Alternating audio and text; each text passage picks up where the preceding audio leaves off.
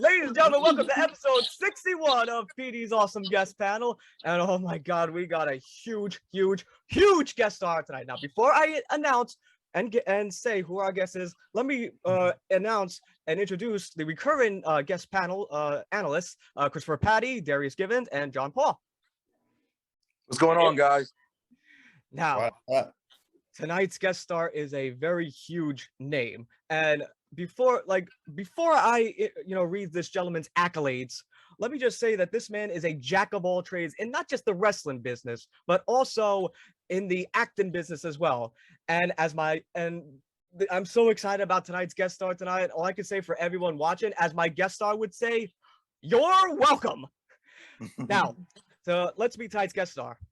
He is a former NWA heavyweight champion. He is a former NWA tag team champion with JR Kratos, a former WWE champion with The Miz, a 2013 Money in the Bank holder. He is the first ever Impact Grand Champion. He is a former two-time OVW, Ohio Valley Wrestling Heavyweight Champion, as well as being a former OVW Southern Tag Team Champion with Nova, better known as Simon Dean. In addition to that, this gentleman has ranked number 50 in the top 500 wrestlers in the Pro Wrestling Illustrated for the year 2013. Ladies and gentlemen, my guest star at this time is Mr. Aron Damien Sandow Stevens. Aron, how are you today? Welcome, sir. Mr. Stevens? Here? Oh. Hey, you wanted me to do Miz Dow? There you go. Oh, that was awesome. Oh, that was cold-blooded. That right was on, man. How you doing? Oh, great. I mean, first of all, Good. let me just say, Mr. Stevens, that this is a total honor to have you. We're all big fans of yours. I was your fan like a long time back, even like back in your OVW days, like even like when you first appeared in WWE under the Easter Bunny costume on the APA Barroom Brawl Invitational at Vengeance 2003. Now, before we get to WWE related questions though, sir, I just have a typical cliche question, and that is, how did you get your first start in pro wrestling? Take me there. So I was at an independent wrestling show in Southbridge, Massachusetts with my friend. And, I was a huge fan, as my friend was. And we saw Tony Atlas signing autographs before. And I asked him, I go, Tony, how do you get into wrestling? He goes, oh, wait a minute, I'm going to introduce you to the Boston Bad Boy. Hang around after the show. Well, okay, cool. But then about 5 minutes later, his name was the Boston Bad Boy, Tony Rumble. And he kind of just came walking by, and Tony Atlas introduced me to Tony Rumble. I asked Tony Rumble the same question. He goes, hang out after the show. I'm going to introduce you to Walter. And by Walter, I mean Killer Kowalski. So it was essentially hung out, went and met Killer. I was 16 years old. Really weird. He agreed to train me on the spot, which was funny. You had to be 18 to train at the time. And I just kind of started from there. I mean, just kind of started rocking and rolling from there. And I remember I started training in February. I don't know the exact date, but so that was a hot minute ago. Let's just say I don't want to date myself, but that was a while ago. And just kind of from there, I was very, very lucky because, I had, I think, the best possible training I could have had. And I was having this conversation with somebody about 2 weeks ago. And I can look back on my career, and I think I can honestly say, I don't know of anyone who for about the first 10 years of my career, had the training I had, from Killer Kowalski to Rip Rogers, who I think is one of the greatest in terms of the psychology of pro wrestling, one of, if not the greatest out there today. And then, all the while it's guys like Lance Storm coming down, Al Snow, who I don't think gets the credit he really deserves. Dr. Tom Pritchard was, again, still very close with him. He was there. And then also in Puerto Rico, which was, I equate that to kind of the Wild West, where I was just going down there, and it was just a really, really insane time, but an awesome time. But Carlos Colon, who just kind of taught me another level of the business, and not necessarily being as hands-on, but he was just go out there, do it and see what works. And Very, very fortunate. And, you know, I also have to mention Steve Kern, who was a big help once I got to FCW. So I've just had such a great time, and I had such a blessed career path, you know what I mean, to kind of lead me up to everything from when I was, you know, going into, you know, the Damien Sandow character. Because I had a cup of coffee in WWE before that, but then like I really quickly, when I got to WWE, it's like we were talking from Sandow on to that point. So. And Chris, you had a question for Mr. Steven? So what are your memories of your time in OVW as Idol Stevens and winning the OVW heavyweight title from Paul Burchill on March 14th, 2007? Really, you know what, OVW, I tell you what, it's funny, right? Because I always say, you know, I went from a boy to a man in OVW. I was, you know, I did my 4 years of college, but I was still like living at home and just wrestling on the weekends and just really not, I didn't have like a typical college life, like where I partied or anything like that. And was going out and having a good time. But when I got to Louisville, I made up for that. And it was also just the camaraderie we had. That OVW class, from about 2003 to like 2005, 2006, we were very, very fortunate in that, like, we were all super tight. Like, to this day, whenever we see each other, there is just a bond between us that I've never seen it. Like, I don't think Deep South, anyone from Deep South has that. Like, I've never heard of any kind of one group, and this goes like not just limited to like WWE developmental or ever or anything like that. Like, this is just really any kind of group of wrestlers at the time that they're just not as close as we all are. I mean, we all just, like, when we see each other, it's like a party, and we all keep in contact, which is weird too, in some way, shape, or form. And like, we're always, you know, there. Like, if you know, Chris Masters, for example, like, he's out in LA, and he needs anything, he calls me. I need anything, I call him. Like, we don't need to talk every day, but if we need something, we're there. And that goes for like anybody in that OVW group. And you know, some of my best friends today in real life, you know, Santino Marella, or Boris, as I call him from his OVW name, you know, we met there. There's just such a, again, that bond. And there was also the bond of, there was that little bit of, and I'm not going to say, you know, I'm going to say confidence in that the training we received at OVW under Rip Rogers and Danny Davis, we knew that we could go anywhere and knock it out of the park. We were over prepared for absolutely any situation that we were going to be put in. I see. And you seem underwhelmed. Is that okay? Is that what you're looking for? Chris, is that what you're looking for, Chris? No, satisfying answer. Darius, your question to Mr. Steven? Hey, what are your memories on actually winning the Ohio Valley Wrestling Tag Team titles with Nova back in 2004? That was actually, all right, so that was really cool. So I'm a weirdo, okay, when it comes to this kind of things. Like, I never put as much stock in like winning a belt as a lot of people do. Now, excuse me, is it awesome to win a belt? Yes. It's cool. It's great. You know, having your bag, like an extra 10 or 15 pounds in your bag, is not necessarily the best thing in the world that you got to lug around. I can imagine. But it's nice to be recognized like that. And, you know, some people, and I'll say this, right? Like, so some people, the belt makes some performers, but some performers make the belts, right? And, or championships. Absolutely.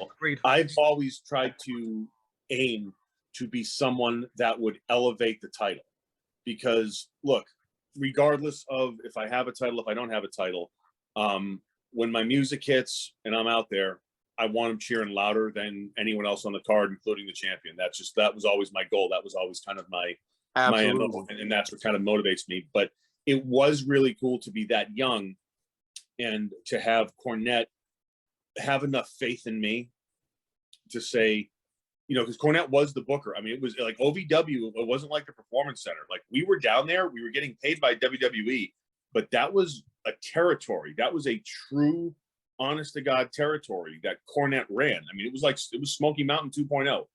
I believe it. We had house shows, we had TV, and to that early on in my developmental career, to have Cornette say, "Yeah, I want to put the tag titles on you," it was such an honor, and it was also a huge honor to have Nova,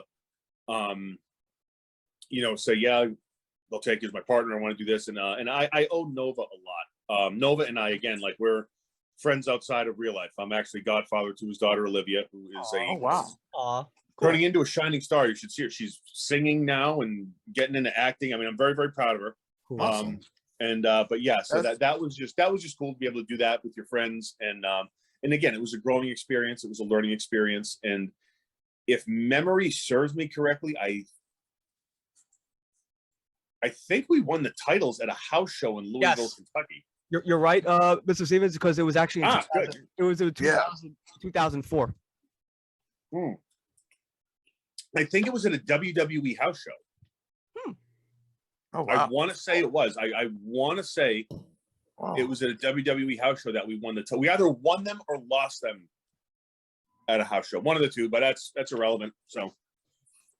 But that's awesome. Thank you so much. That is. And John, before you ask your question, I just want to say, Aron, so that from 2012 to 2016, you were probably the only reason why I would watch WWE, because of how eloquent and so artistic you were in the ring, though. And it wasn't just a gimmick, like how awesome you were, like in the ring. Like, you were a great in-ring technician, and you were also a master of the mic.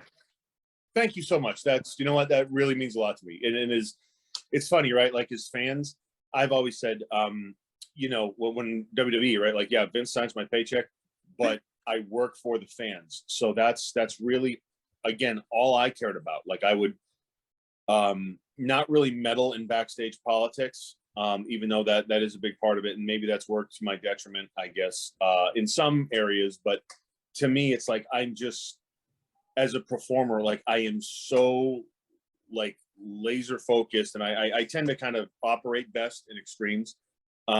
So to me, like, going into something, all right, I don't care what's going on backstage. I don't care. All right, am I winning, losing, whatever? Like, I have to go rock this place. And to do that, I have to be just kind of completely in tune with the audience and base my performance 100% around the paying customer. And, like, then let the chips fall where they may. So, and again, that may have worked to my detriment, but who knows? I can still look at myself in the mirror every morning, and I think I still have my soul. So that's a good thing. But it's definitely. I am absolutely in tune with the audience. 100% agree. Like, I follow the same philosophy. It's like, I don't, like, it's not about matter of how many losses or wins. It is a matter of entertaining the crowd and just making sure you put on a good performance, though. Like, and that's why I totally agree with your philosophy, Mr. Steven. John, your question. So I kind of like to ask this to any wrestler that I get a chance to talk to, just because, like, the whole process is very interesting to me. But what was your audition process like to get into WWE from OVW, or like how did that process work for you? Pretty much, it was I did a tryout camp one summer with Dr. Tom Pritchard. It was for a guy. I was working for a guy named Mike Sparta, who's a promoter in the Northeast. That he was an interesting character, but Mike always put me as a young version of myself, just a kind of bright-eyed and bushy-tailed. Always put me in the ring with veterans, and like, people will have very, very polarizing opinions on Mike Sparta. He's probably one of the most imitated guys in the locker room. In the Northeast, I know, but I've also seen people out here doing. Out here, I'm in California, doing Mike Sparta. But, you know, good, bad, or indifferent, if it wasn't for Mike Sparta using me the way he used me, to where I was the young up and coming kid, and, like, he would put me in the ring with people that were so much better than me, you know, and I'm talking about, like, 17, 18 years old, right. You know, wrestling Chris Candido, Brian Lee. Tom Brent. These are guys that had been to the dance, and were actually just, like, you know, showing me how to do this, and me just getting better via proximity to them. Yeah, that was such a huge deal. And so he had a tryout camp with Dr. Tom. I did it, and then 2 days later my phone rang, and he just says, hi, Aron Stevens, so how old are you? Okay, and well, come to TV, we're going to use you on Sunday Night Heat. And I wrestled Stevie Richards on Sunday Night Heat. And might have been like Providence or something, Hartford, well, one of the, whatever, somewhere in the Northeast. And from there, like, Dr. Tom would just book me anytime they were in like the Northeast. I mean, I remember like in college, like driving to New Jersey to the Meadowlands to do TV there. Like, you know, Sunday night. Yeah, I would do Raw and SmackDown. I was averaging like, I would do like 2 TVs a month. So I was doing 4 shows. I was doing Raw, SmackDown when I was in college.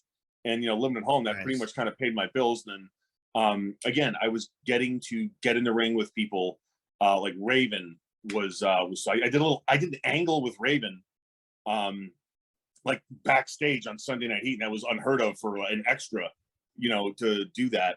And so that was cool, and they just always kind of took care of me there. And from there, it's like I did 4 years of college. About 2 weeks went by, my phone rang, and Dr. Tom's like, well, Mr. Stevens, we're going to send you to Louisville. And pretty much that was it.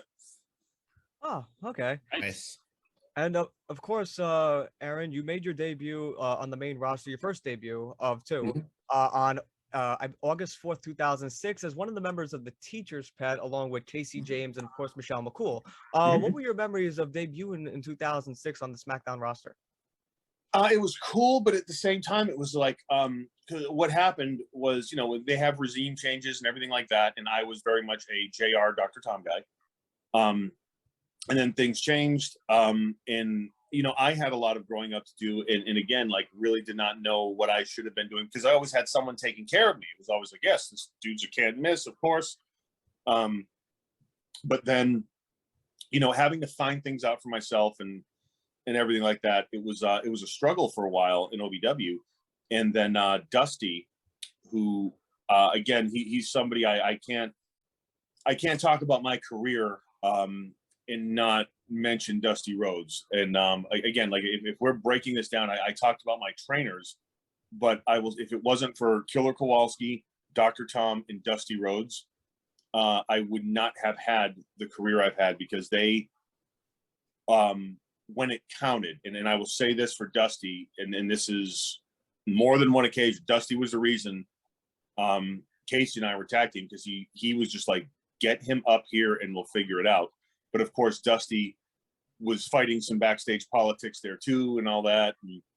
And, but then, you know, with Sandow, Dusty made sure that I was okay.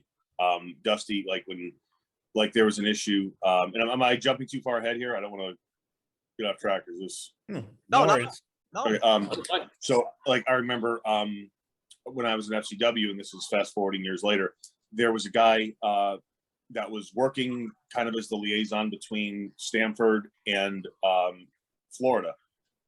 And let's just say I don't necessarily think he was competent at his job. And a lot of people thought he was not competent at his job, which is why he was, you know, no longer there for a couple months later. But I was doing the whole pink tights and everything, and I was main eventing every FCW house show.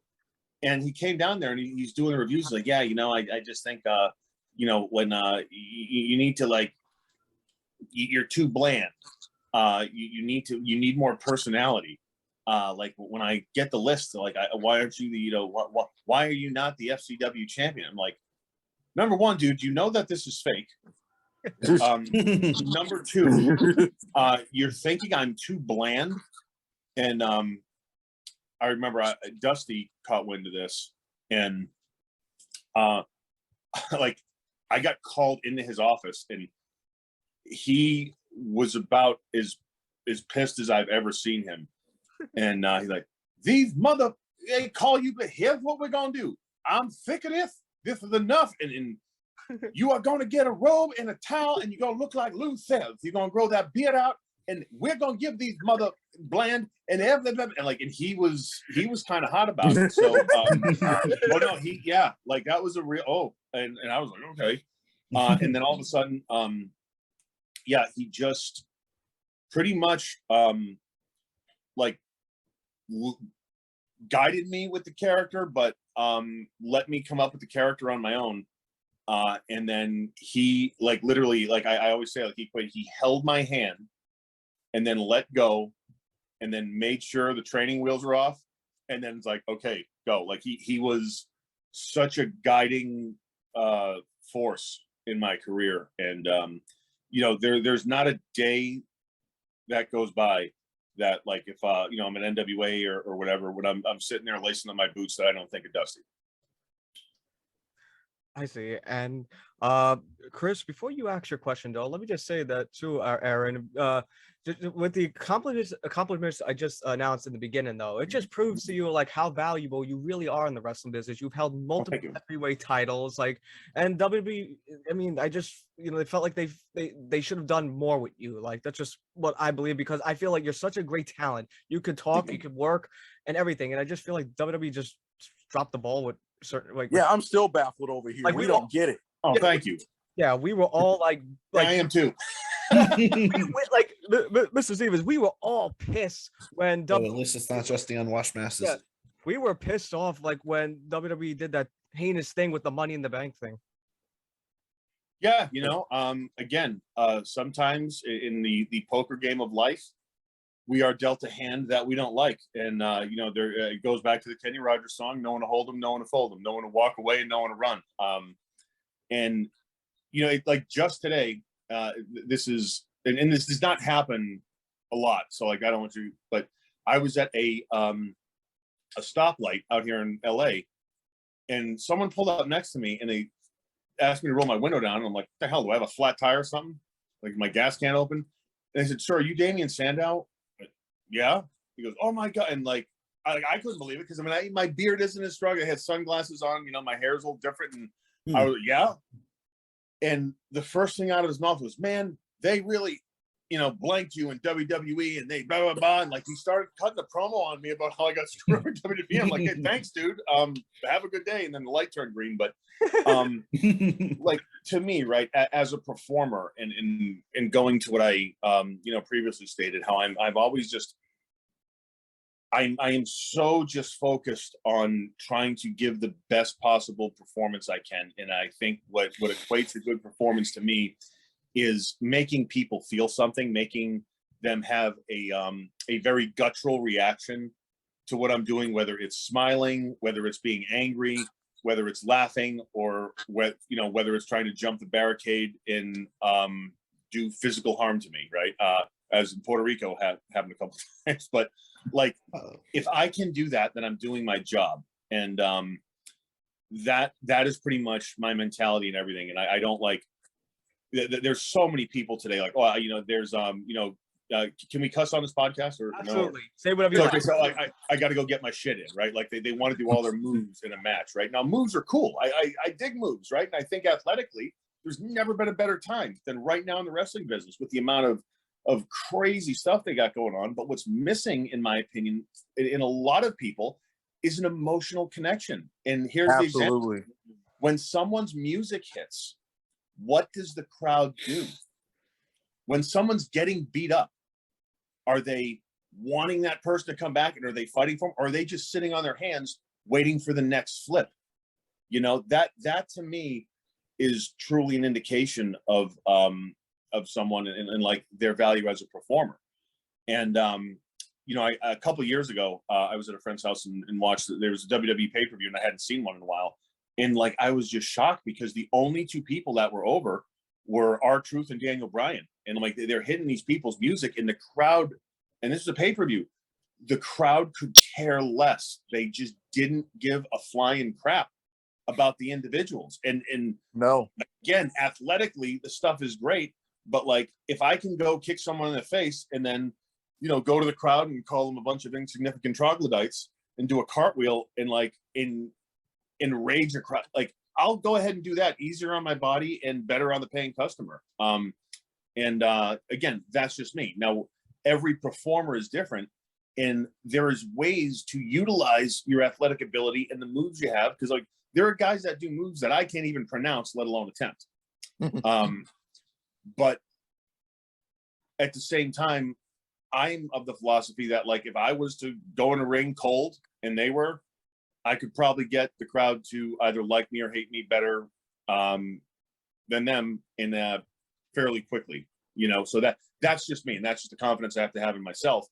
But I just wish we could blend the athleticism and all the cool stuff with what wrestling really is, and that is storytelling. And to tell stories, you need characters that you care about.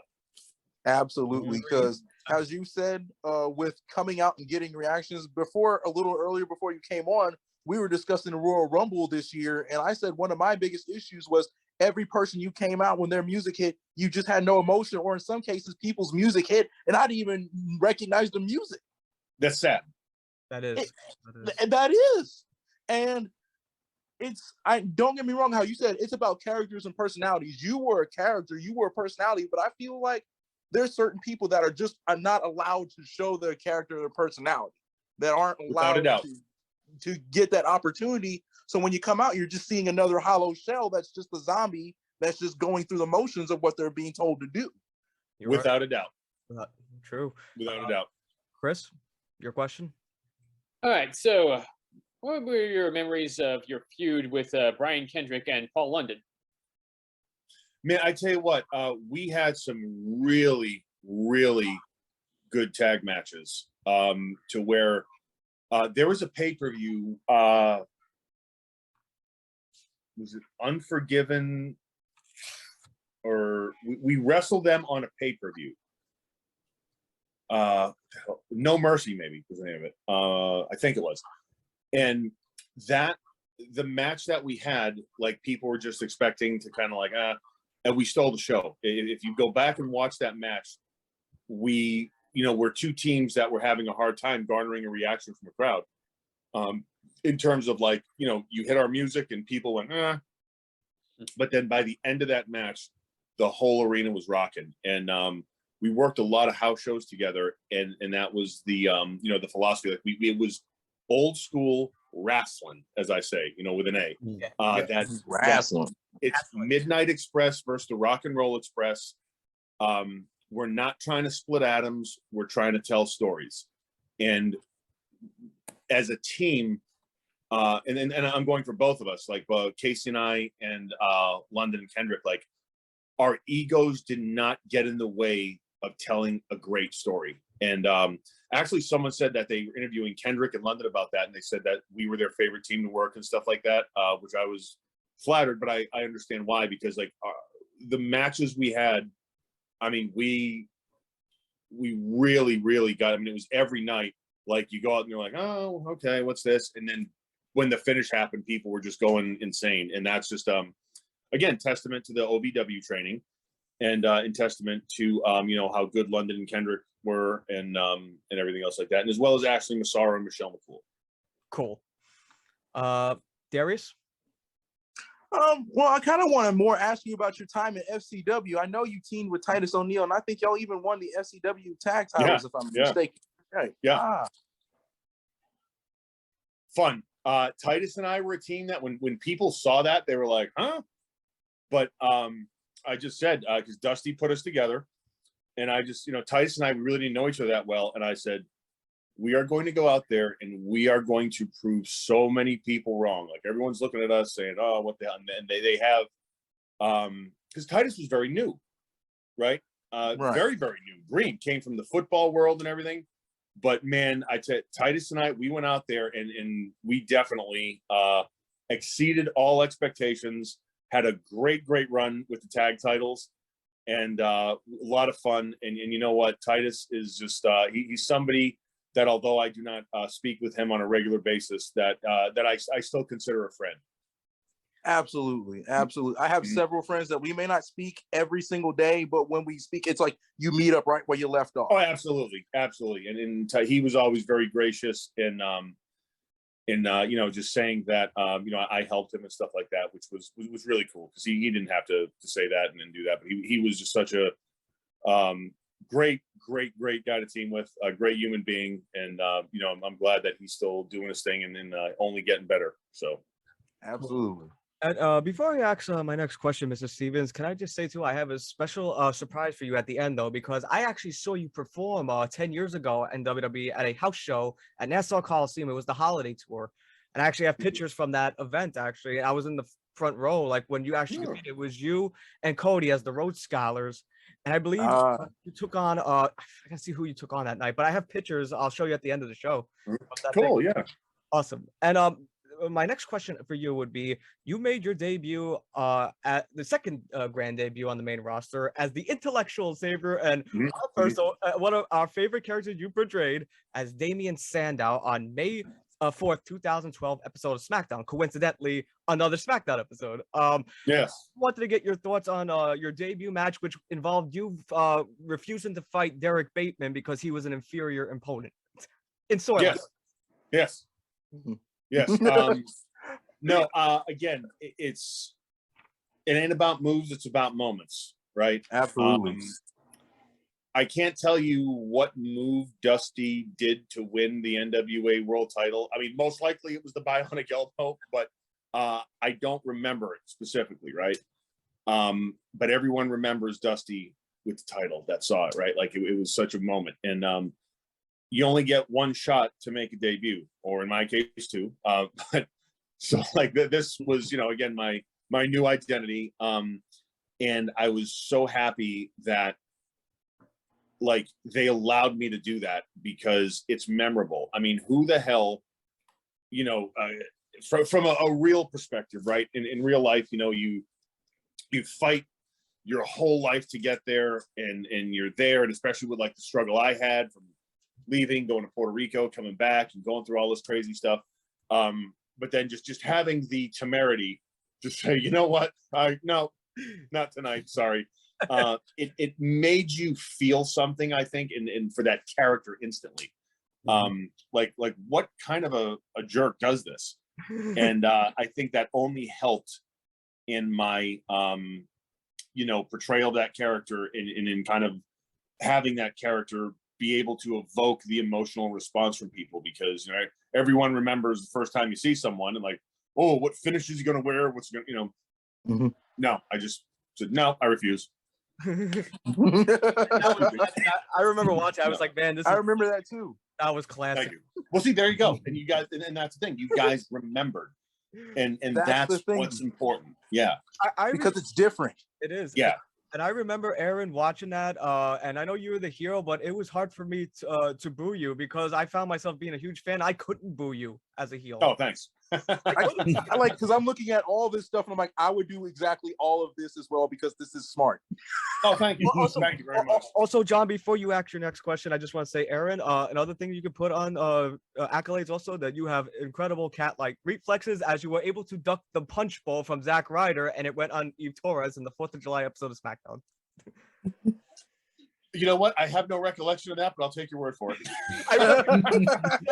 It's funny, like, because you do so much stuff and you forget, like when, like I'm not trying to sound whatever, like I forget that I was the Impact Grand Champion. It was just like, oh yeah, I guess I was, and it's not to like, take anything away from that. It's just when you're, you know, you do this for a while, you're not going to remember everything.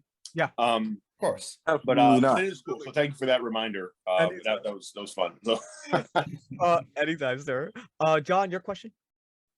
Because you had mentioned that Dusty played a big part in you coming up with the intellectual savior, but my question, to kind of turn it around a little bit, how do you think the character would have been different if Dusty didn't get the ball rolling on that? Like, what would you have made that character on your own, or how do you think it would have changed if Dusty didn't get the ball rolling on it? Dusty was the reason for the blue robe. And what happened is I was doing the pink tights, and I was doing something very similar to Rip Rogers. You know, like a Rip Rogers Lanny Poffo minus the smart, intelligent thing.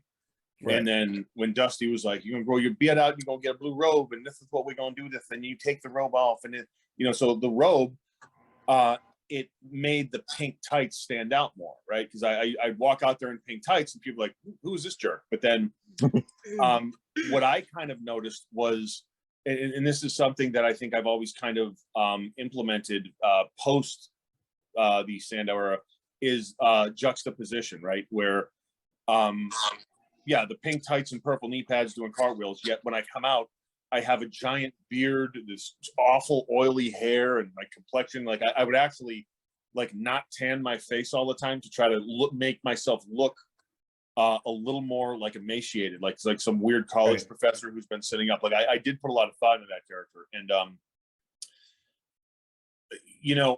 I think the intellectual savior, to be honest with you, I didn't know I was going to be the intellectual savior until about 30 minutes before I debuted, when Vince, like, we were talking about where I'm from. Wow. And he's like, "Oh, where should you be from? Not from the South. Maybe, not from Palo Alto." Great, Palo Alto. Stanford. I don't know where the hell Palo Alto. I mean, I knew now, but like, okay, Palo Alto, California, great. But then, yes, the intellectual savior of the masses. I went, "Oh, okay, well, I guess I'm smart now." So yeah, it was just one of those things where we went from there. And so I would act sophisticated and intelligent and refined. And again, just, the greatest thing, and this is where they really, in my opinion, at a house show, like because I was on the road doing house shows for probably 2 to 3 months before the character debuted, and I would walk to the ring, and I would simply, like, I'd be all looking down on people and everything, and I would take the robe off like it was no big deal. But I would take the robe off, but then like do like the whole, I would just turn around to go put it in the corner, but then in turning around, I would do the 360, so everyone saw I had pink tights in the knee pads. They were like, "What?" And they would just get this reaction where it was just like, and I would look at the crowd like, "What? Like, do I have something stuck in my teeth?" Like, I was completely oblivious to the fact that, I had, like, I looked like an idiot, right? I was so smart, I was stupid, and I think we can all relate to like the college professors and academics that are so involved in whatever discipline that they have chosen that they are somewhat out of touch with reality. Absolutely. So that was something I incorporated that into my my character, where I just was completely oblivious to it. And there was a debate. Vince didn't want me wearing pink, and I think it was Hunter was like, "No, we need to do it." And so it was just like, I think whoever I might have been like Yoshi Tatsu or Ezekiel Jackson or somebody. I think it was Yoshi, where I was going to leave again. He insulted me, and then I just took it off, ran in the ring, and started. But like, I really wish that presentation could have been done on SmackDown, because just that reaction when you've never seen it before, and like they had no idea it was coming, and then you just take it off, and it was a sound unlike anything I've ever heard. It was like, yeah, it was just such a unique thing, but I'm again super blessed I get to experience that. So cool. What was did Lanny Poffo reach out to you about the character? Well, at FCW, yes, he actually came and visited FCW, and I just said, Lanny, I don't want to completely rip you off, but I've borrowed a lot from you. And, he was absolutely so gracious and so kind. And, to this day, I still communicate with him. And years later, when they wanted me to dress up like Randy Savage, which don't ask me why, but I was not comfortable doing that without Lanny's blessing. So I did call him and I said, "Look, this is what the office is wanting me to do. I want to make this a tribute, not anything that is detrimental to the legacy of your brother." And again, he was absolutely nothing but just gracious and kind and giving. And I really have nothing but positive things to say about Lanny. Cool. And of course, I'll never forget this night. So memories of doing Raw 1000 and your segment with D-Generation X. July 2012, I believe. That was okay. So when I'm on, you know what I mean? When I flick the switch on, nothing really phases me, right? Like that was the only time in my career where I was in the ring and I'm like, holy crap, I watched these guys in high school and I'm now going to get to insult them. And like, that was the only moment where it was just like, whoa, like this is pretty friggin' cool. Yeah, so that was a big thing to kick off Raw 1000 with them. And again, something that I'll remember for a long time. Cool. And before Chris, you ask your question, can I paraphrase something you just said, Aron? Like you said, you grew up watching the Generation X. I grew up watching you during my college days, and here I am interviewing the legendary man himself. And I'm just saying, it's very awesome. This is a very awesome. Thank you so much. That means the world to me. Thank you. Anytime, Chris. What are some of your memories teaming with Cody Rhodes as Rhodes Scholars? I'd say we never had a bad match. House show, TV. We never had a bad segment, whatever we were doing. Our Cody has said this too, that I think our best piece of work we've ever done is Money in the Bank. And I'm not saying this because they put the briefcase in my hands. I'm saying this from a performer standpoint, where we walked into a match where it was, I forget how many people in the match, like 5 or 7 or something like that. Yeah. But we were all heels, and we were in I remember Philly. that. And Philadelphia it's the hardest crowd. I mean, Philly, New York, Chicago, Boston. It's California. They're Northeast Mason. If you ain't doing it, they're gonna let you know about it. But Philly in particular has a reputation for that. And to get them to cheer as a heel, it took a lot. And I just remember when we did the spot where I was running and I was actually hiding by where Lillian sat in the little announcer pit. Mm-hmm. And I'm watching all the stuff go on, waiting for, and Cody, he just had just a little bit of blood. And this was before, we can't bleed. But it was just enough to where they didn't stop the match. You could see it.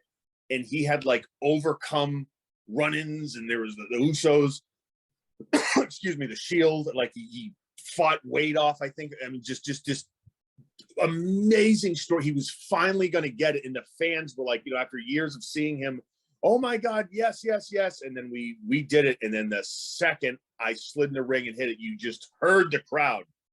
Ooh. And that was it was just absolute magic, because we had made Cody a babyface, and that to me was more important than the finish of the match or anything else, because we had actually come down together. Like, we didn't have separate entrances because we were still a team. We're like, no, we're best friends. It was a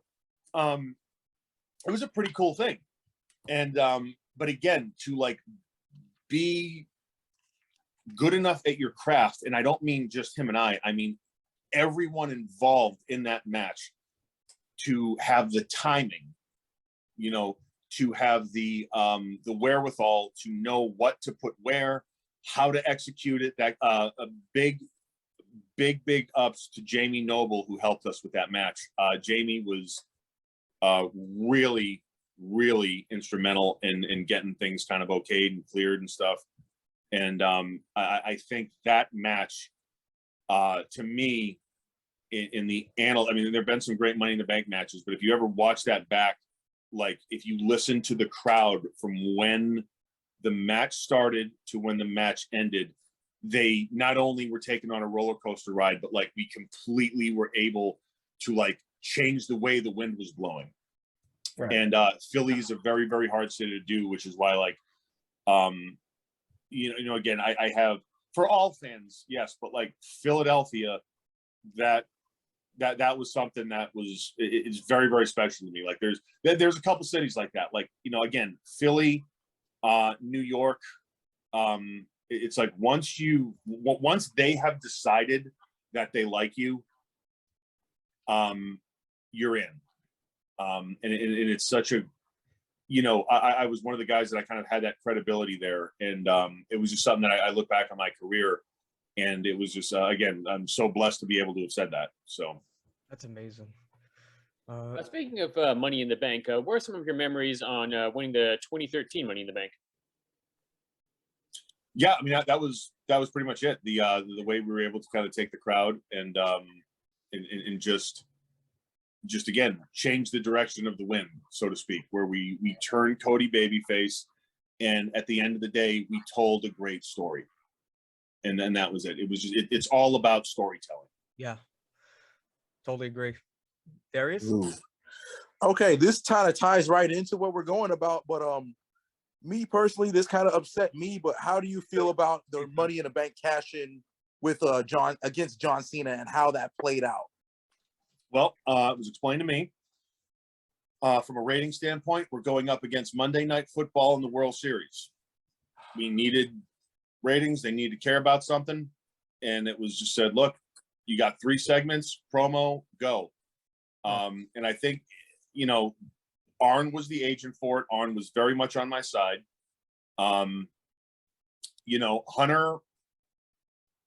I think he felt kind of bad for me. And to me, the issue was not losing. To me, the issue was how they handled me afterwards, to where when you come back and, like Vince high fives you, hugs you and this and that. And then 2 weeks later, I'm dressing up as like Davy Crockett, for Christ's sake. Like, come on.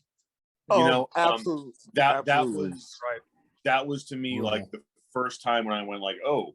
But again, it's nothing that hasn't happened to anyone else before. I just think it's maybe happened to me a little bit more than the average person, to where like when you get hot and then they do everything in their power to cool you off. Absolutely. I swear to God, I say like that it's almost self-sabotage, because I'm just saying you're getting over, you're the most over guy, just entertaining you, like everything you want. Like anytime you're on my TV, I'm gonna watch because I know I'm gonna be entertained.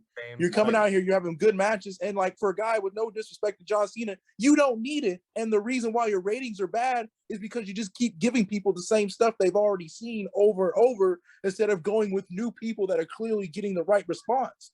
We already got Money in the Bank on you. We already put it on you. Why are we not going all the way? It's like, okay, well, I'm on grad school. I can just take this one last test and I can graduate. But I'm just going to just not show up that day.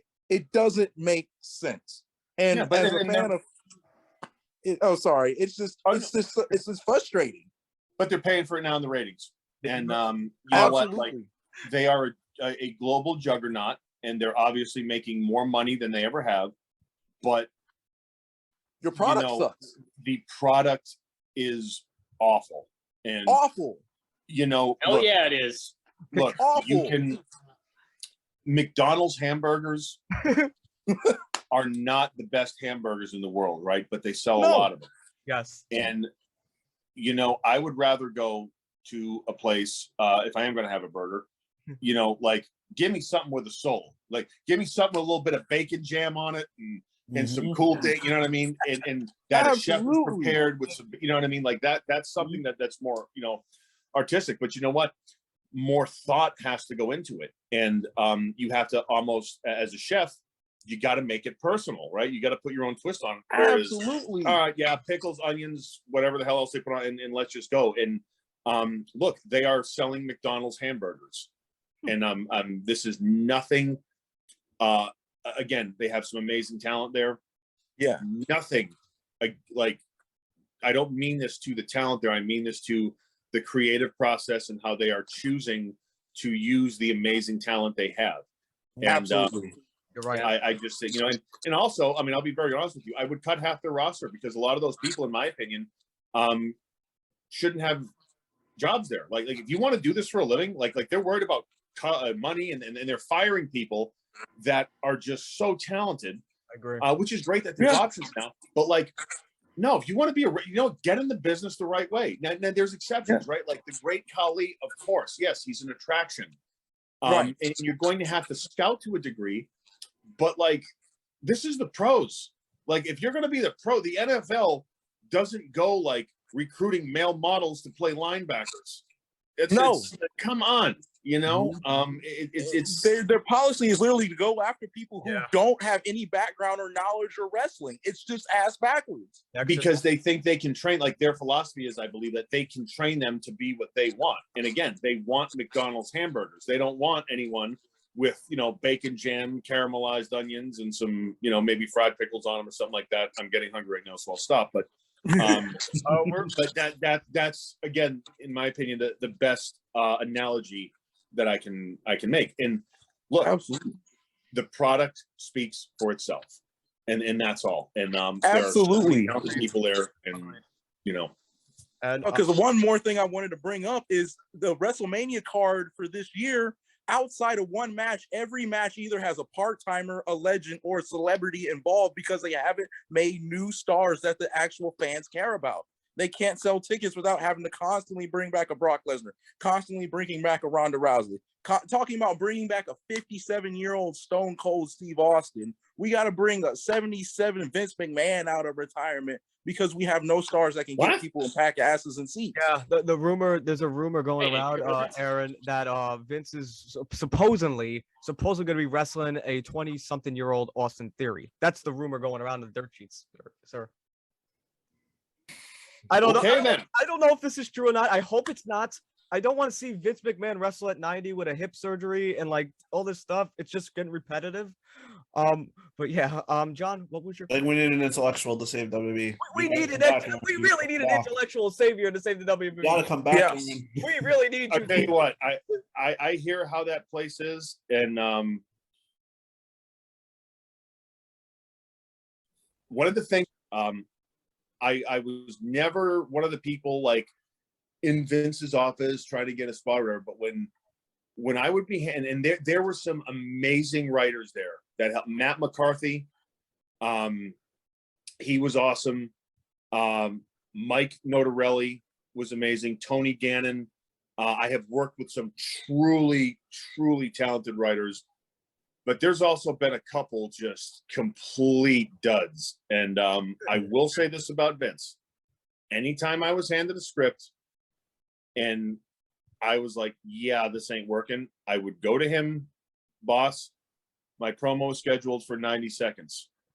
Can I say this in my own words, please? I will sell the pay-per-view. I will do whatever needs to be done. Can I do? Absolutely. He never once said stick to the script. And he is, as much as I did not see eye to eye with him, as much as I don't want to ever be in the same room with him again. No, and again, it's my personal choice, right? Like I don't. So I totally understand. Trust me, when I check out with someone, done. That's it. But don't wish any bad on him. But no. He always gave me that, and he did not give that to everyone. On his TV show, he trusted me enough to go out there with a live microphone and do what I needed to do. And you know, yeah, he didn't put the world title on me when pretty much told me he was going to, but you know, more importantly than, you know, having that piece of leather and tin, he trusted me to literally go on live television and say whatever the hell I wanted. I appreciate that, and I thank him for that. Awesome. So it's basically a testament to what he thought about your ability, because like you said, not everyone gets that luxury in WWE. No. And it seems smaller and smaller as the day goes on. Yeah, and that's the thing. Like, if I go back there now, like, what's some dude gonna go? Oh yeah, this is what you're saying to. No, actually, I'm not. Like, I don't even want to, like, you know. Yeah, like it's not even worth going through the process. It's just gonna set you up to fail. If I went back there as Miz now, like, what people don't realize, like, Miz, if it was part of the finish or something like that, yes, we would talk about what's going to happen. 90% of the Mizdow, like, that was improvised, and I'm talking on television and pay-per-views. Like, I didn't know what I was going to do until I was out there. Like, I would know what I had to know about the match, but then, like, I would say, Miz, don't tell me. Like, I didn't want to know what he was doing in the beginning, in the end. And again, to Miz's credit, he knew whenever he does something, he needs to wait. Then I'll do something stupid. The crowd will react. Then he can go. Like, our timing was impeccable. And Miz and I are friends. And again, we've been friends for a very long time. Not someone I talk to all the time or anything, but out there, I mean, we had a professional connection that, like, there was just a lot of stuff that was unspoken between us, to where when it was on, we trusted each other completely. Cool. Yeah. And also, I found an awesome, like, a funny way how to bring you back, though. It'll be really funny. Do you know the wrestler Elias Sampson? I've heard of it. Yes, I've heard of it. Yeah, the guitar guy, right? Yeah. Yep. People make comparisons saying he looks just like you. Could you imagine, Aron, if you came back mocking Elias, saying, "Hello, my name is Damien Elias Dow, and WWE doesn't stand for Walk with Elias. It stands, WWE should be called WWED, which stands for Walk with Elias Dow." Man, you know what? Stranger things have happened. John, although if I did come back, though, I think I'd like to have a blue robe involved, to be quite honest. Oh, you rock that blue robe, man. Yeah. Absolutely. John? You had mentioned that Vince had originally promised you that, or not promised, but had said that you were gonna cash in successfully. So my question before you had said that was it always going to be the plan for you to fail the cash in, or was there originally a plan for you to successfully cash in the briefcase? And how did that decision come about? It was known that, like, yeah, you Money in the Bank, you that's kind of how that works. And it was the day of. And it was just, again, we're going up against the World Series and Monday Night Football, ratings, yada, yada. This is the decision. And look, I had two choices. I could get pissed off, which I wasn't happy about it. But I could really, and whatever. Or I could go rock the fan base, but go on. Yeah, or I could go out there and I could rock the place. I chose to go out there and rock the place. You know what I mean? And that's something I don't regret. So you can't, in TV, and then, like, you can't take yourself too seriously. Right. But you have to take your performance seriously. Now, again, the performance was play fighting in spandex, so give that what you will, but you have to be so into what you're doing that people can suspend their disbelief. And that's everybody from Brock Lesnar all the way down. You have to be completely present in what you're doing. And a lot of guys, they get the boo-boo face when they go out there, and if they're losing, their performance will dictate that. And that's just, I have no respect for people like that as performers. I don't, because that's allowing your personal feelings to get in the way of a good show.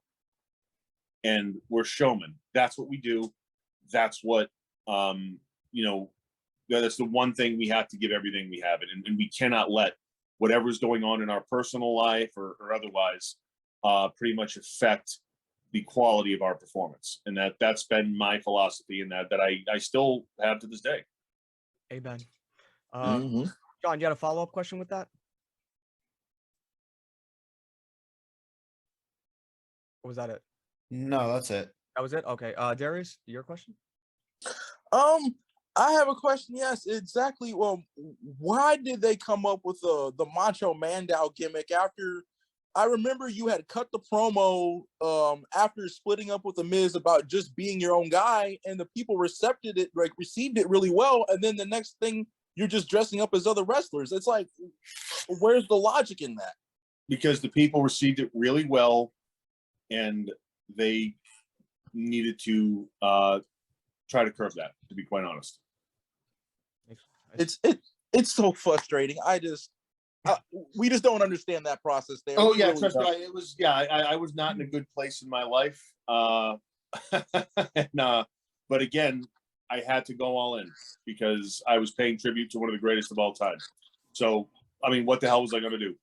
Red light was on, so I had to be as well. And then that's the thing, right? Like, by red light, I mean when the camera's on.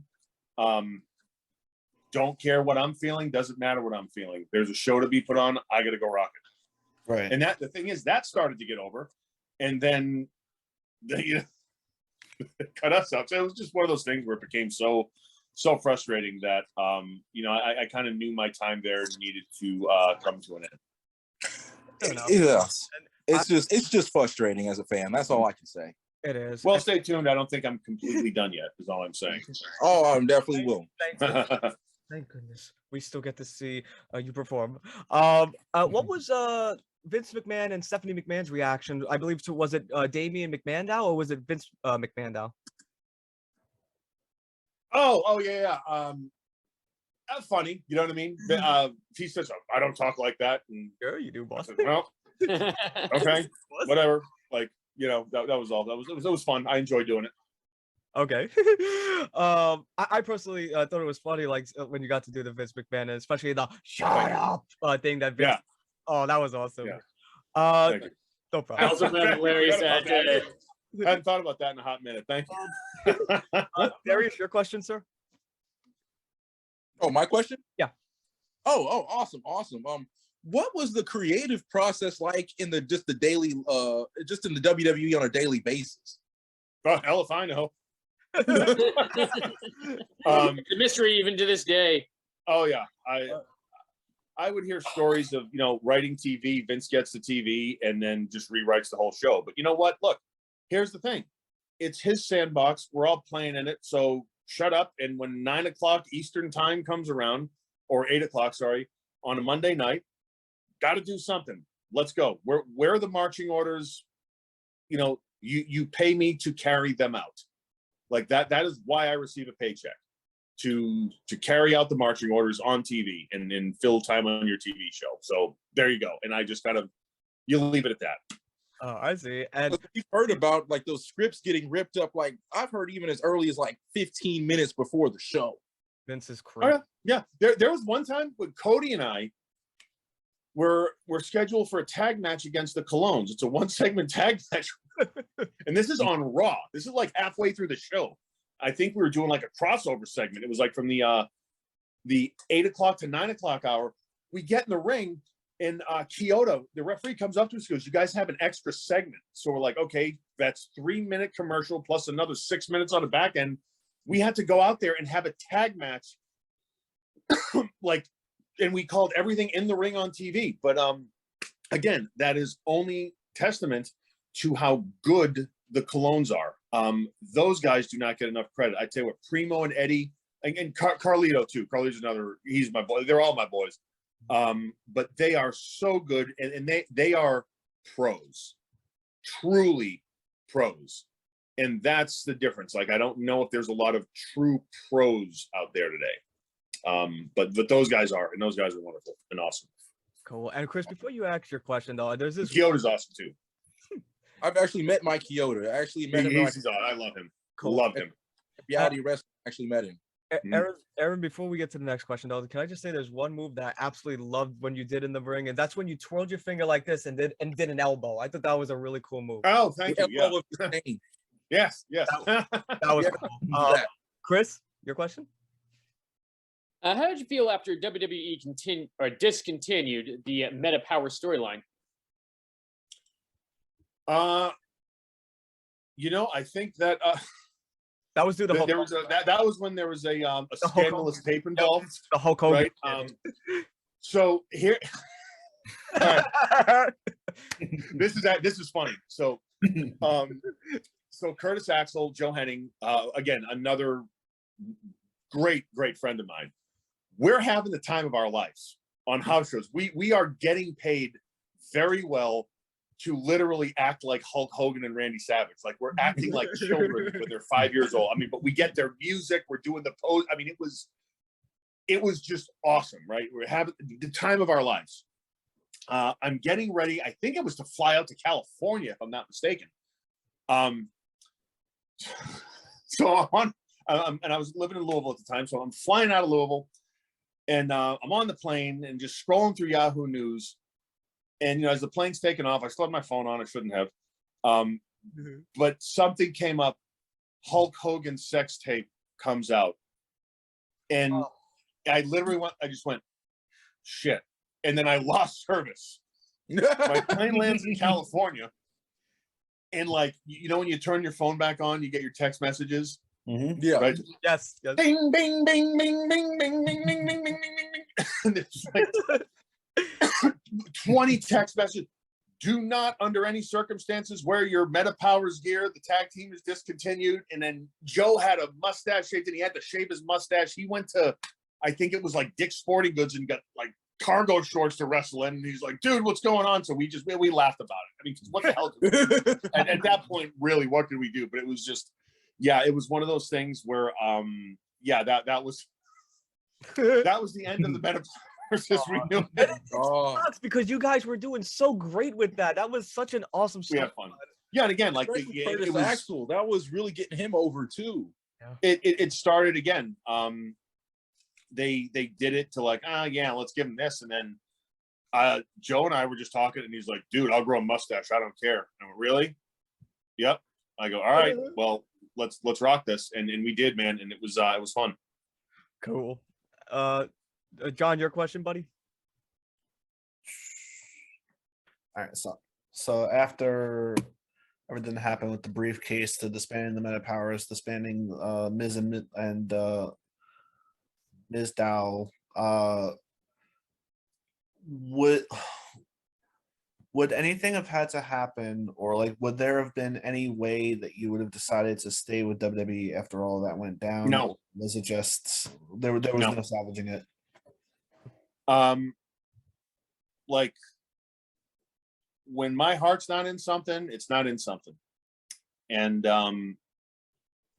I thought that my heart wasn't in wrestling anymore. It wasn't. My heart was not in the WWE anymore. Right. And it was nothing to do with the fans. It was absolutely nothing to do with the fans. I mean, look, I've never been married, no kids. I've never loved anything the way I have loved wrestling fans. And I mean that completely sincerely. Like, just by far the best part of my life was being able to perform in front of the fans I performed in front of. But when, things going on backstage, and whether it's personal gripes or whatever, when that starts to take away from who you are as an individual, and it starts to eat up at you as a person, you have no choice, in my opinion, if you want to continue, living, to step away. And there's a lot of guys that they don't have the luxury of that. And, that's why I think you see a very, very high death rate amongst wrestlers, and it's sad. Yes. But something inside me just knew that I cannot continue, no matter how well I was getting paid. If I was to stay there, me being who I am and being the performer I am, I had to leave, and I was not happy the way they were, like, and I had to walk away, and that's wherever I'm at. If I ever feel like I'm getting to that point, I have no problem doing that. I know exactly how you feel. I just want to just relate a personal experience. I remember I had a job that I absolutely hated, and just, it was a job at the time. It was the most money I'd ever made in my time, but I would go in there, I'd be so miserable. It'd literally be like, okay, I have to go on my lunch break, and like, okay, I got to go to the bar and like drink a couple of beers before I come back in here to deal. And I'm just like, I can't live like this. Yes, exactly. And it's like, it's not worth it. Kudos to you for making that choice, because awesome. It's a good thing. Awesome. And Aron, we have a couple more questions before we conclude, though. And I found out your opponents, though, for that night when I saw you in Nassau Coliseum, you were actually team with Cody to take on the New Age Outlaws. Oh yeah, yes. That was fun. I was there for that. We took that around the horn. That was a Christmas loop, and then we must have done about, I'd say, 5 or 6 house show loops with those guys, and we had a blast. It was, like that. That was out of all like the Cody night and the Rhodes Scholars body of work. I put that right up there. That is so cool, and I was so glad I was Yeah. that. Yeah, I love Billy and Brian. Love working those guys. Cool. Darius, you had another question, or was that it? I just have one more. I actually do have another question. What advice could you recommend for someone who's trying to start out in wrestling right now, and maybe eventually who wants to get to WWE? Like, because I'm training currently in the reality of wrestling, and I'm do something else. Sorry. No. Remember this. Should you decide to do this for a living, think about if you want to have a family. It's very, very tough on that. The industry will take its toll on you physically, mentally, psychologically, and in a number of other ways. You have to always remember that there is like with anything in life, right? Whatever we do, there's a price, even if it's our time. Like if we work, you know, in any job, you know, the price you pay to get paid is your time. And remember, it's about the people, not about moves. And never, ever, ever, ever, ever, ever, ever let your ego get in the way of a good story, because story is always more important. And in the long run, if you consistently give good performances, what will happen is people, like whatever character you are, whatever name you are, right? I've had, you know, more names than a criminal on the run for 20 years. Like, but they don't care about the name.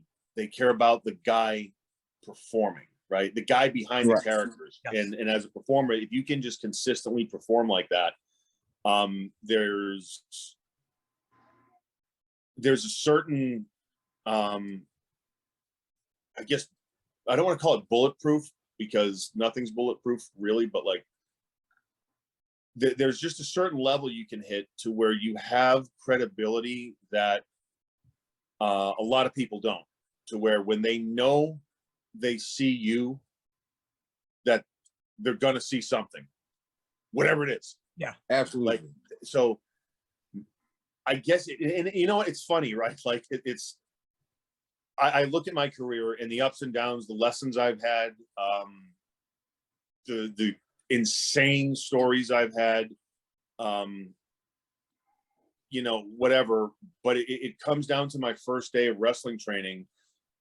Before I even learned how to lock up, when Killer taught me how to lock up, he just said, remember, make the people notice you. And if you can do that, you'll be able to have an awesome career. But always remember the operative word there, people, not you. Absolutely. Thank you so much. And, yeah, John, you're welcome. John, did you, John, Chris, did you have any final questions for Mr. Steven? Chris, you first. Looking at hindsights, how do you think you would have elevated your career better in WWE and TNA? I think it was just a management issue. There was a changing of the guard in TNA. You know, the first incarnation of my character, yes, there was very Liberace heavy, but there was so many layers to that you know, I was told I would get creative freedom, which pretty much like everywhere I popped up, they said, oh yes, creative freedom, creative freedom. And look, I don't need to win every night. Okay. I ain't like, and then this is where I do have a little bit of, I don't know if it's overconfidence because it works. I can lose every night and I'll still get a bigger pop than whoever. Like, I don't care. Like I know how to do this, right? Like in terms of getting over.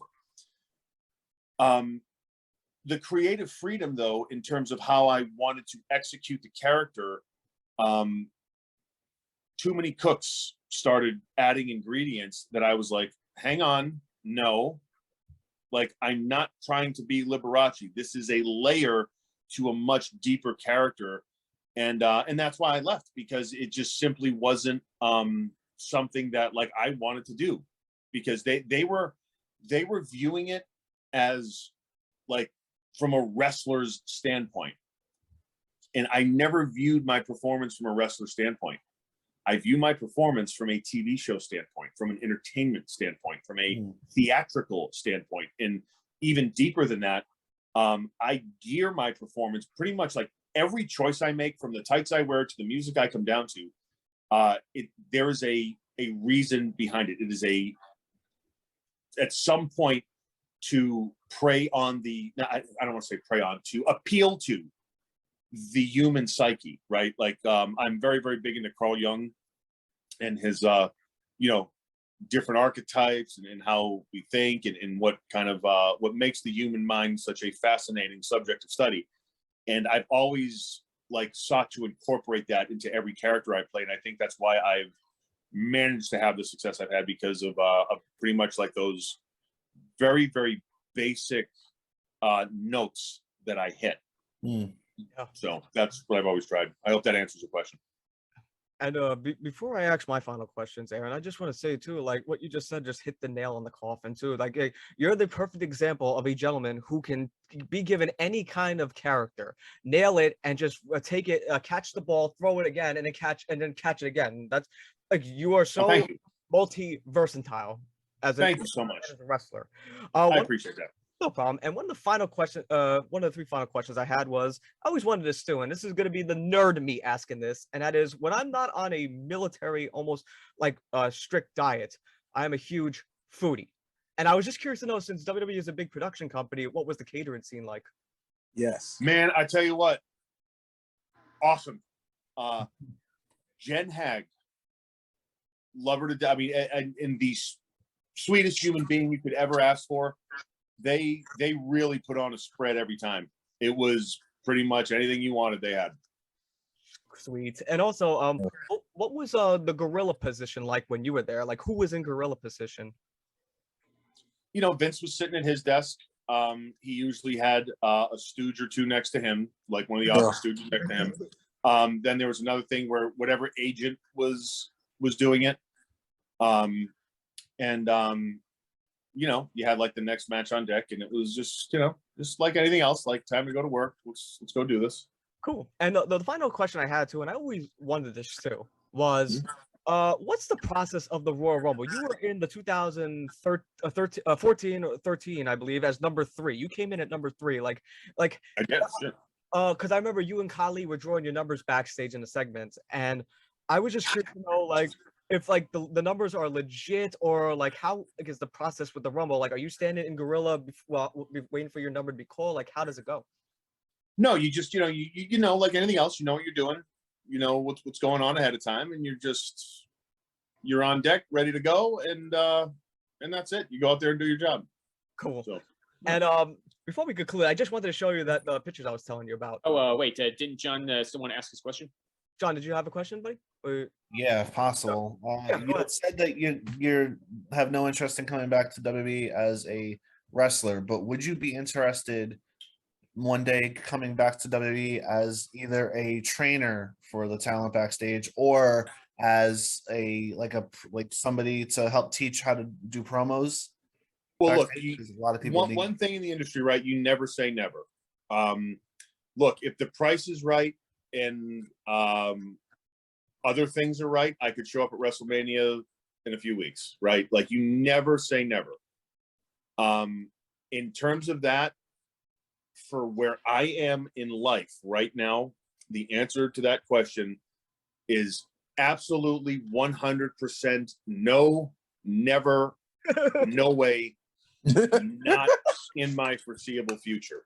Okay. Because number one, the amount of money that it would require for me to do that, because one of the things I will not do ever is undervalue myself. I'm not going to overprice myself, but I'm not going to ever undervalue myself. And if you want, because I write the show, it's called Championship Wrestling from Hollywood out here for Dave Marquez, and I've been able to work with some talent and really kind of help them get their careers going and things like that. And I'm very glad to do it. And it's just great to see people succeed. That's kind of my way of giving back. But if that company wanted me to tell people how to get over, that's going to make their product. Well, first of all, you want your talent to get over, right? Yeah. Like that's rule number one. Like, you have to say, hey, we want our talent to get over.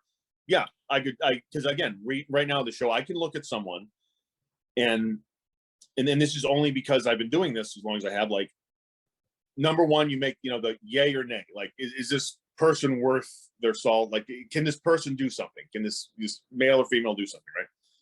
Then you just watch them, and you just like I call it just that they say the it factor, but it's I don't like that term. It's overused.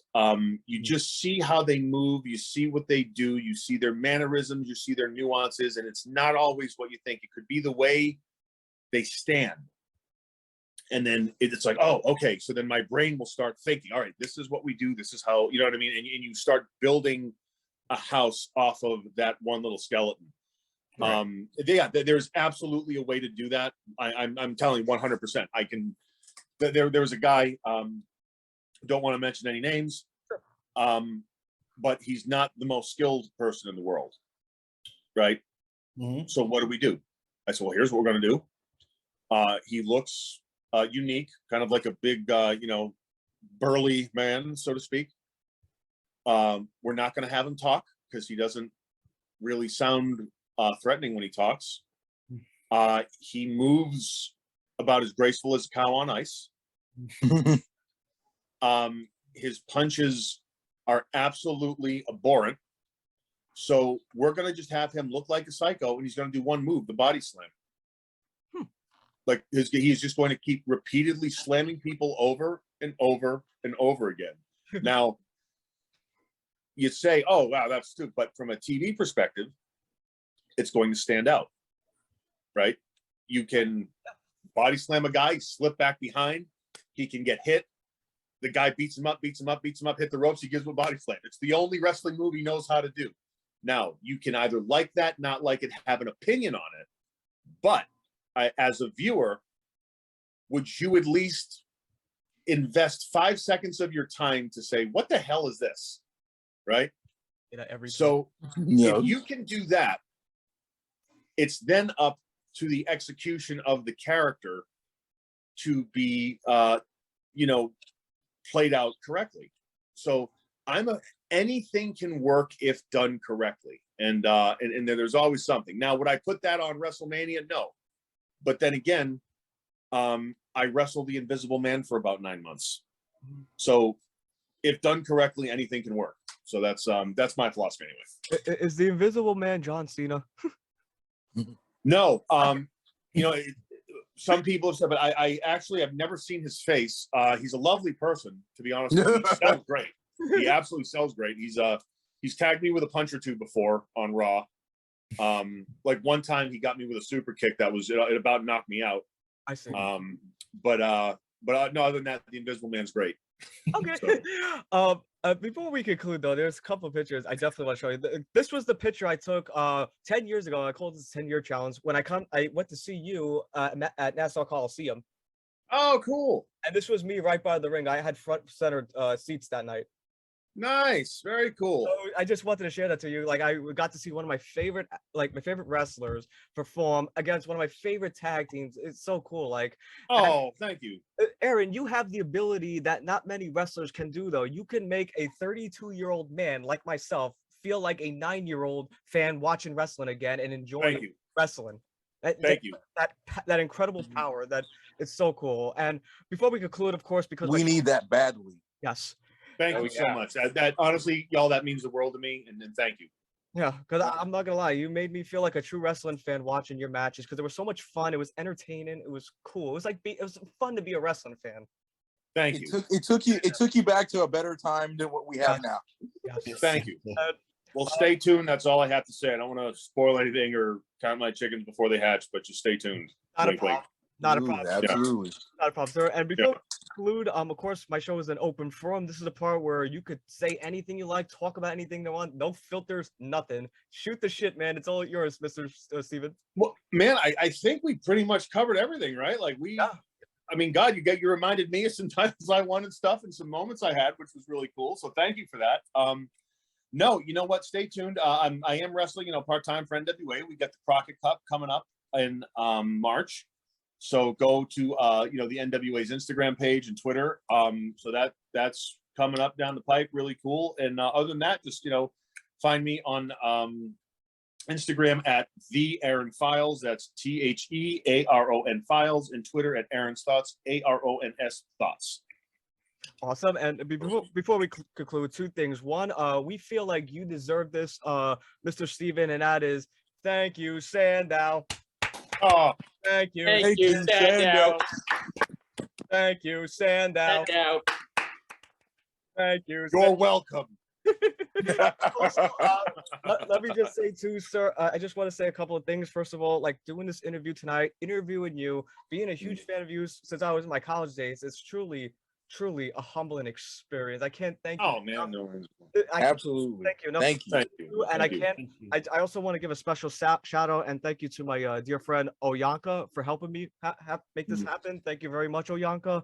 Also want to give a special shout out to like my guest star tonight, a true talent, April Hunter. This was an awesome night, and I can't. You really did two things tonight, Mr. Stevens. You made me feel like that young wrestling fan again, and I'm trying not to sound like a sob story, but you also No, thank you. and you And honestly, like Pete, that's why I like the money's great. It's nice to be recognized, but like this right here, like this is why I do this. And like you telling me that just means that I'm doing my job, and that's what actually maybe kind of kicks me in the backside to get out there and do this while I still can on a bigger stage. awesome. So, And you thanks. have my full support, and Thank you. for this humbling experience. And Oh, no problem. I'm gonna send you a link to this copy. Thank you so much, sir. Right on, man. We'll blow it up. Yeah, this was an awesome night. Thank you, and have a great night, everybody. Thank you, Mr. Stevens. Awesome night. Thank you. Right on. Rock and roll. Take care, Thank you all. everybody. Bye-bye. Thanks, Thank guys. you.